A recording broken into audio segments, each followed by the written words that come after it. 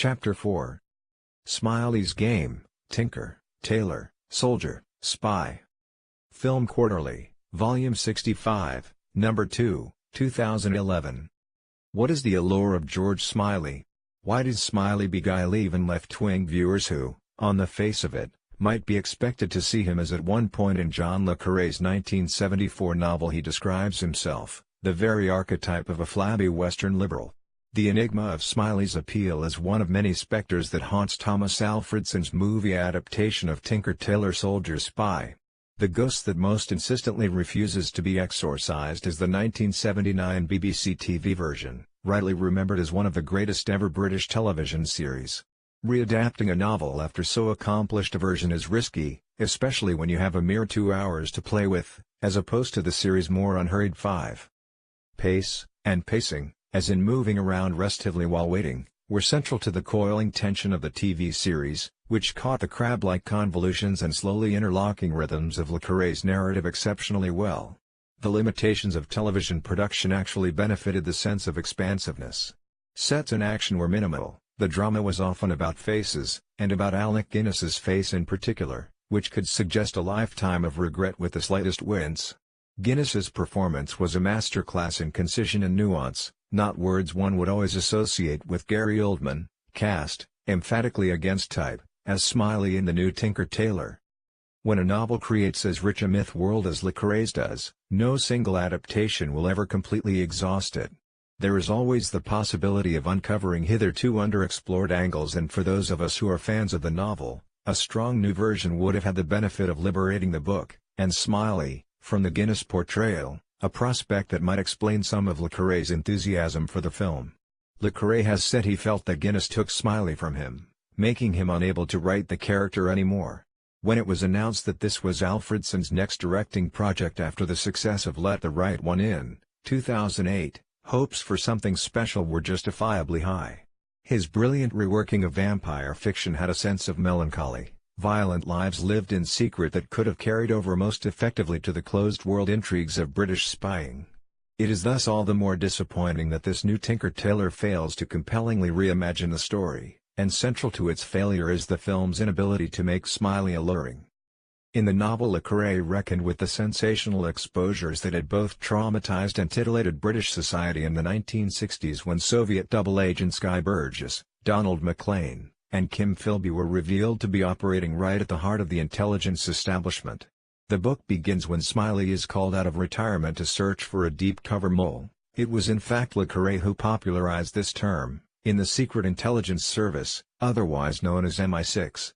Tinker Tailor follows Smiley's circuitous pursuit and exposure of the traitor, who is ultimately revealed to be Smiley's friend and rival Bill Hayden, one of many men to have affairs with Smiley's semi-estranged wife, Anne. The narrative is suffused with what Paul Gilroy has called post-colonial melancholia. Smiley, Hayden, and their contemporaries, notably Jim Preto, the former head of the Scalp Hunters section, shot in the bungled operation that ultimately leads to the mole being uncovered, and Connie Sachs, the head of intelligence, dismissed when she comes uncomfortably close to the truth, have watched all the expectations born of imperial privilege slowly disappearing. Trained to empire, trained to rule the waves. All gone, all taken away, Sachs laments, Pan Books, 1979, 102. Post-colonial melancholia is fed more by hostility towards the U.S. than it is by fear of the Soviets. Hayden and Smiley's boss, the irascible Control, are united in their loathing of Americans. When Control is maneuvered out of his position by the ambitious, and very pro-U.S., Percy Allaline, this seems to consolidate the sense of irreversible decline which hangs over the novel. England's glory lies in the past, the future is American. In the novel and its sequels, it is clear that Smiley's victory is temporary, his world is on the brink of disappearing. Smiley brings to mind English archetypes both ancient and modern. What is the perpetually cuckolded Smiley, returning to save his ailing kingdom, if not a Cold War King Arthur? Yet this is Arthur done in the style of T.S. Eliot's Prufrock, whose famous self-characterization as an attendant lord applies all too acutely to le Carré's character as well, deferential, glad to be of use, politic, cautious, and meticulous, full of high sentence, but a bit obtuse, at times, indeed, almost ridiculous. Almost, At Times, The Fool, The Love Song of J. Alfred Prufrock, The Complete Poems and Plays of T.S. Eliot, Faber and Faber, 1969, 16. While in some respects a pathologically self-blinding figure, Smiley shares some of Prufrock's self-consciousness, when, in a scene that is powerfully played out in both the BBC and the film version, Smiley recalls his one face-to-face encounter with his counterpart, the Soviet spy chief Karla. He calls himself a fool. Crucially, however, he adds that he would rather be his kind of fool than Karla's. When Smiley recounts the meeting with Karla to his younger protégé Peter Gwilym, he reproaches himself for having talked too much on that memorable occasion in an Indian jail cell. Karla wins the encounter by never speaking, by transforming himself into the blank screen that Smiley cannot on this occasion become, which makes it all the easier for Smiley to fall into the trap of projecting his own anxieties and preoccupations onto the impassive Karla. In the novel, Smiley affects to disdain the psychoanalytic language of projection but, tellingly, he cannot resist using these terms to describe himself, appropriately, for in the normal run of things Smiley's art consists in cultivating a particular kind of silence, not the mere absence of chatter, but the authoritative, probing silence of the psychoanalyst. The face can't give anything away, yet at the same time it has to invite confidence. Those who don't want to talk must be drawn into confiding. And isn't that a large part of Smiley's appeal to those of us from a more adolescent, more compulsively loquacious time, his grown-up capacity to engender respect, and to quietly solicit our need for his approval? Speaking after a London critics' screening of Tinker Tailor in September, Oldman said that, by contrast with the Guinness version, no one would want to hug his Smiley. Yet the suggestion that we would want to hug Guinness's Smiley is absurd. Surely what we find ourselves craving from Smiley is a word, a gesture, the merest hint of approbation. But it is a mistake to see the avuncular seductions of Guinness's performance as if they were in opposition to the ruthlessness which Oldman emphasizes in his rendition of Smiley, for Smiley's merciless, unblinking hunting down of his prey depends upon this very capacity to draw people out. Oldman's reading of Smiley's blankness is far less sophisticated than Guinness's. Le Carré's Smiley is famously corpulent, Oldman's is angular, stiff, dyspeptic. We can't imagine ever wanting to confide in him. Oldman's Smiley is simply an inexpressive mask, forbidding, impassive, unyielding. It is as if Oldman is giving us his shallow reading of his grandparents' generation, aloof, distanced, bottled up. They kept it all inside, they didn't know how to have a good time. For Oldman, Smiley's restraint plays as repression and a certain malicious self-satisfaction. His silence is a simple lack of demonstrativeness, or a merely inverted demonstrativeness. Speaking on BBC Radio 4's Today, Le Carré himself identified Oldman's performance of repression as one of the highlights of this new version. "You couldn't really imagine Alec Guinness having a sex life," he said. "You couldn't imagine a kiss on the screen with Alec, not one that you believed in." Whereas Oldman has quite obviously a male sexuality that he represses, like all his other feelings, in this story. Oldman is a Smiley waiting patiently to explode. I think the air of frustration, of solitude that he is able to convey is something that really does take me back to a novel I wrote 37 years ago. Sadly, this remark suggests less a new way of seeing Smiley than a certain coarsening of understanding brought about, no doubt, by the dissemination of a therapeutic wisdom which insists that the truth of a character is to be found in their, narrowly defined, sexuality. To say that Smiley is waiting patiently to explode is a very curious take on a character defined rather by a lack of heat. When Oldman shouts at Hayden, "What are you then, Bill?" at the climax of the film, this is an abandonment of emotional decorum quite out of keeping with Smiley's character, for whom the English ruling class habit of transposing aggression into the chill of superficially polite discourse comes as second nature.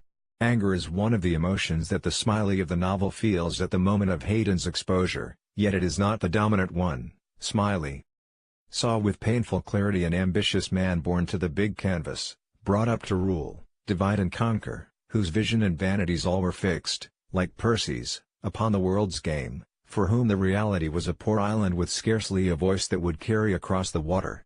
Thus Smiley felt not only disgust, but, despite all that the moment meant to him, a surge of resentment against the institutions he was supposed to be protecting. 297. Thus, The tone of triumphalism with which the film ends, Smiley gloriously restored to his place of honor in MI6, strikes another false note. The Smiley in Alfredson's film is a figure who is far less queer than the Smiley of the novel or the television series. Homosexual desire is widespread in Tinker Tailor, most notably in Prideaux's betrayed love for the flamboyantly polysexual Hayden, but there is no suggestion that Smiley shared these passions. The Smiley of novel and series is queer in the more radical sense that a normal sexuality cannot be assigned to him.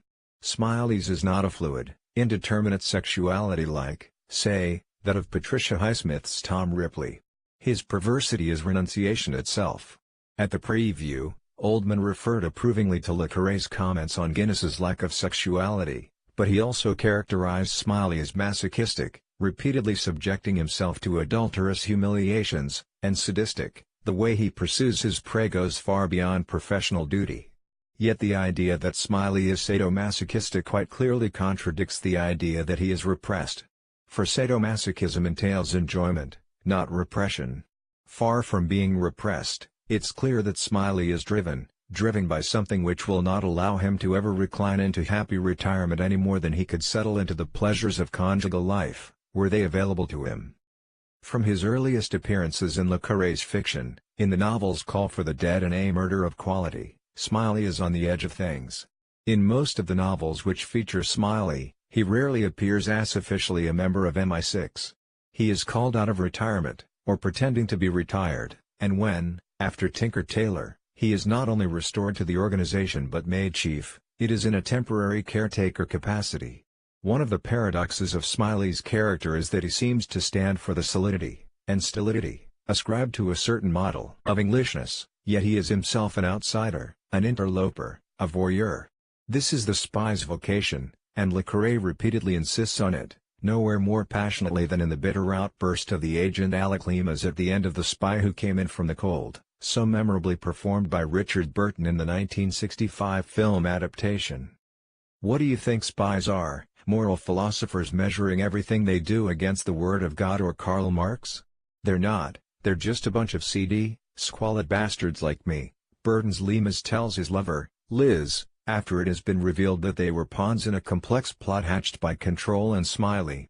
It is the beyond good and evil agent, the one who acts without performing complex moral calculations, the one who cannot belong to the normal world, who allows ordinary folk to sleep easily. Yet duty is only the pretext. There is also the matter of the deep libidinal lore of this no man's land for outsiders like Leamas and Smiley.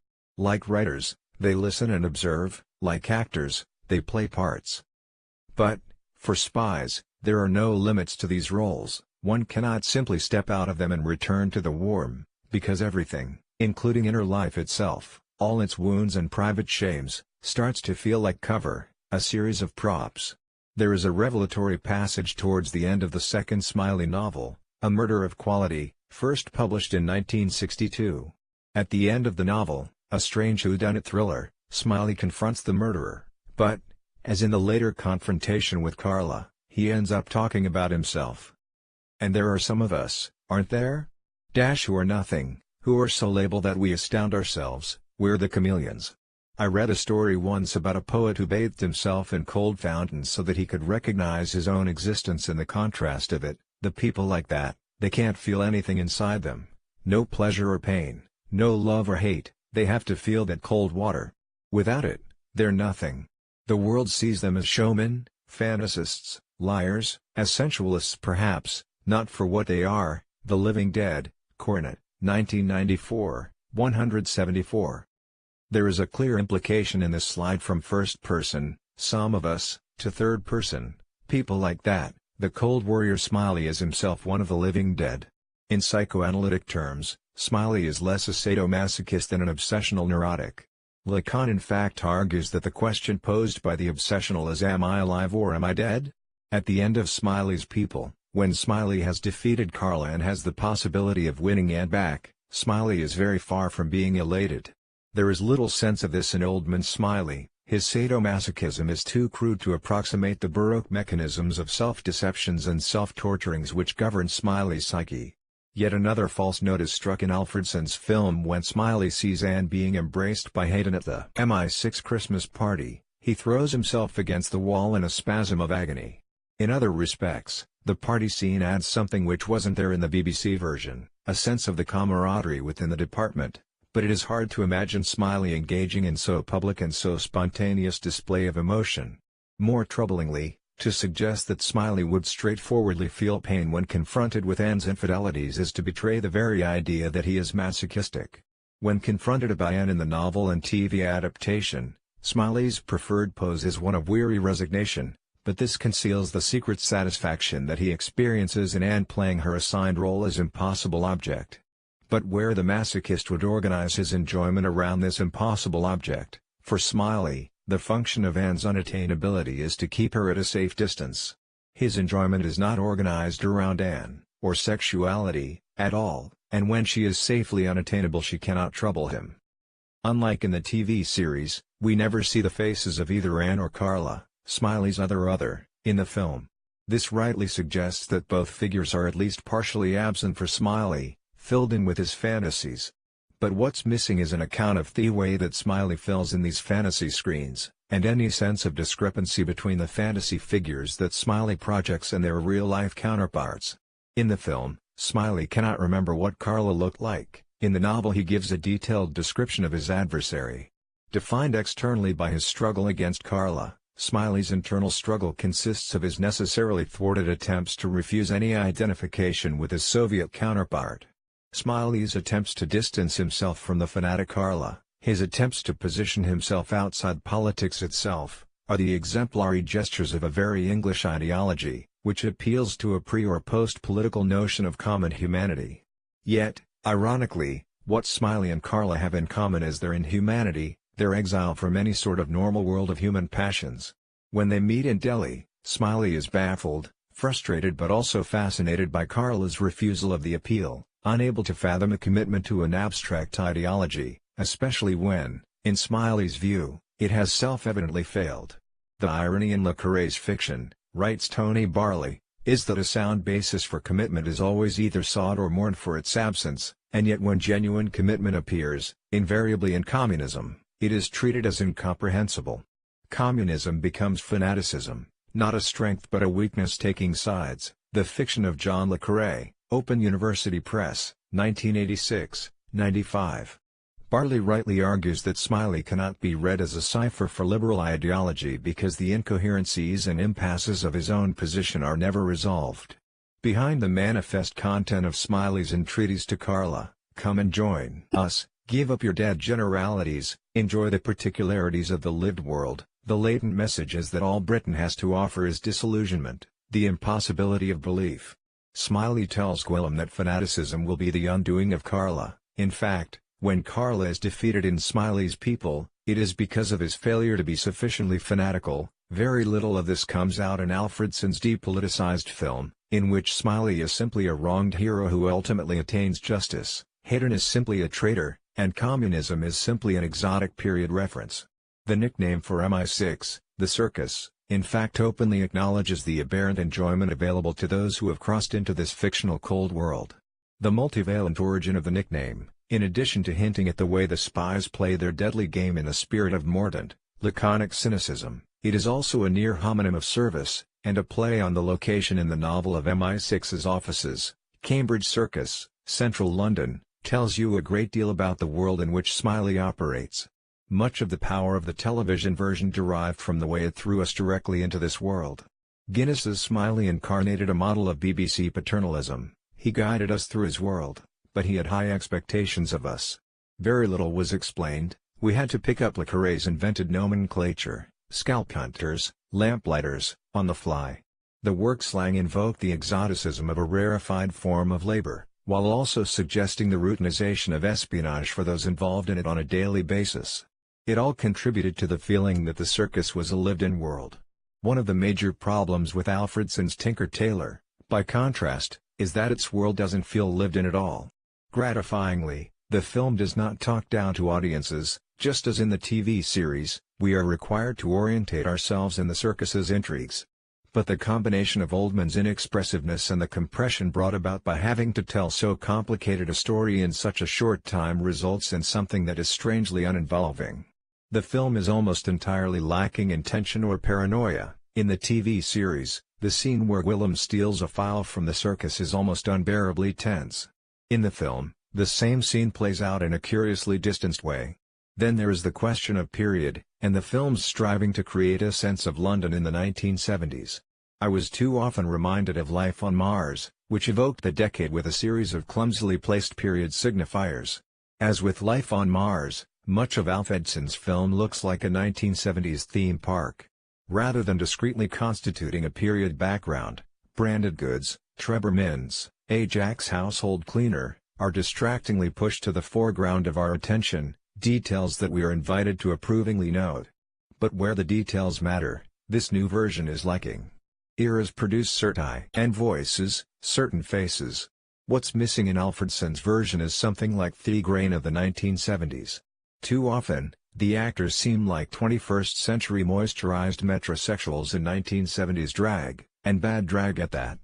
Presented with photographs of people from the 1970s, the cliched but accurate observation is that people looked so much older then. But the preposterously fresh-faced likes of Benedict Cumberbatch, who plays Willem, and Tom Hardy, in the role of rogue agent Ricky Tarr, aren't nearly weathered enough to convince as 1970s secret agents. The skin, the hair are too good. The faces are without the sallow, harried look that Michael Jaston and Howell Bennett brought to the roles in the 1970s production, their voices unable to convey any sense of the bitter and brutalizing effects of the spy's life. John Hurt's Control, at least, has the right weather-beaten complexion and cynical playful cadences. Accents are a severe problem in the film. Oldman plays Smiley as generically posh, but at the same time he sounds like no one you've ever heard. At points there's an oddly Scottish lilt to his accent. The accent of Toby Jones as Percy Allaline, meanwhile, played as Scottish in keeping with the novel, keeps drifting southward. Kathy Burke is hopelessly miscast as Connie Sachs. She sounds like a schoolgirl taking on the part of a posh woman in the school play. The problem here isn't just one of authenticity, it's that the wayward accents once again undermine the sense of a lived-in world. There is too much conspicuous effort going into this 1970s simulation. Throughout, you can practically hear Gary Oldman straining to hold back the estuary English. In the BBC version, the circus was an unprepossessing space-functional, dreary corridors leading into cramped offices. In Alfredson's version, Control's office looks more like something from a nightclub than what you would expect to see in MI6. One wants to escape the 1970s version, but Alfredson doesn't give us nearly enough to do that. There is much that is different, but nothing that is strong enough to displace the television version in the memory. The casting of Colin Firth as Hayden, however, at least allows us to see the character in a different way. The face of Ian Richardson, who would go on to play the Tory grandee and Machiavel in the BBC television series House of Cards, provided a grey eminence image of British power in the 1970s and 80s. I don't know who it was who said that Colin Firth looks like the midway point between the current British Prime Minister David Cameron and his deputy Nick Clegg, but the observation is very astute. The face of the British establishment no longer has the hawk-like puckishness of Richardson, it has the rumpled, casual youthfulness of Firth. One of the major problems with Alfredson's film is that it assumes the ruling values of the neoliberal world governed by youth and consumerism. Isn't this what American Code S for in the Smiley novels? Richard Sennett has argued that the chronic short-termism of neoliberal culture has resulted in a corrosion of character. The corrosion of character, the personal consequences of work in the new capitalism. W. Norton, 1999, A Destruction of Permanence, Loyalty, and the Capacity to Plan. Isn't Smiley's allure tied up with the possibilities of character itself? In the 1970s, Smiley showed up all the inadequacies, squalid compromises, and subterranean brutalities of social democracy. Then, Smiley's doubts and his failings prompted us to imagine a better world even as we struggled to resist Smiley's blankly and perversely comforting avuncularity. Now, when that better world seems if anything further away, it takes all our effort to resist the lure of nostalgia for the social democratic world of which Smiley was both the conscience and the dirty secret.